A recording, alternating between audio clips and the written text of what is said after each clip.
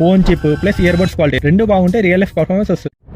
అరే మా smart phone రివ్యూస్లో Bluetooth 5.0, 5.1, 5.6 అని సీరియల్ నెంబర్స్ ఉంటాయి కదా, వీటి మీనింగ్ ఏంటి? ఓకే మామ, స్టేట్ పాయింట్కి వస్తా. బ్లూటూత్ 5.0, 5.1, 5.6 అనేవి వర్జన్స్, అంటే బ్లూటూత్ టెక్నాలజీకి వచ్చిన అప్డేట్స్ అన్నమాట. ఈ నెంబర్స్ ఎగ్జాక్ట్గా ఏంటి సింపుల్గా చెప్పాలి అంటే, నంబర్ ఎక్కువ ఉంటే బ్లూటూత్ బెటర్ అండ్ స్మార్టర్ అనుకో. Speed, range, accuracy, power saving అన్నీ ఇంప్రూవ్ అవుతాయి. బ్లూటూత్ అసలు ఎప్పుడు స్టార్ట్ అయిందంటే, బ్లూటూత్ ఫస్ట్ టైం 1999లో వచ్చింది.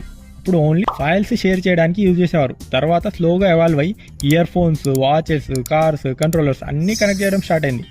ఇప్పుడు నువ్వు అడిగిన 5.0, 5.1 చెప్తావు విను. Bluetooth 5.0 better range, better speed, wireless earphones popular అయిన టైం, మోస్ట్ కామన్ వర్జన్ ఇది. Next Bluetooth 5.1 location accuracy improve అయింది. డివైస్ ఎగ్జాక్ట్ డైరెక్షన్ బెటర్గా డిటెక్ట్ చేస్తుంది. ట్రూ వైర్లెస్ బడ్స్కి useful. And finally Bluetooth 5.6 audio better quality, latency తక్కువ, stable connection.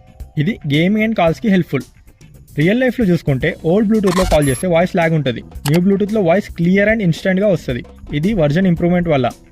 And fact ఏంటి అంటే, Bluetooth version ఒక్కటే కాదు మావా, phone chip plus ear buds quality రెండు బాగుంటే రియల్ లైఫ్ పర్ఫార్మెన్స్ వస్తుంది. సింపుల్గా చెప్పాలి అంటే, బ్లూటూత్ వర్జన్స్ ఎక్కువ ఉంటే వైర్లెస్ ఎక్స్పీరియన్స్ బాగుంటుంది. బ్లూటూత్ స్టార్టింగ్ నుండి ఇప్పుడు లేటెస్ట్ వర్జన్ వరకు డిఫరెంట్ వర్జన్స్కి డిఫరెంట్ కీ ఫీచర్స్ ఉన్నాయి.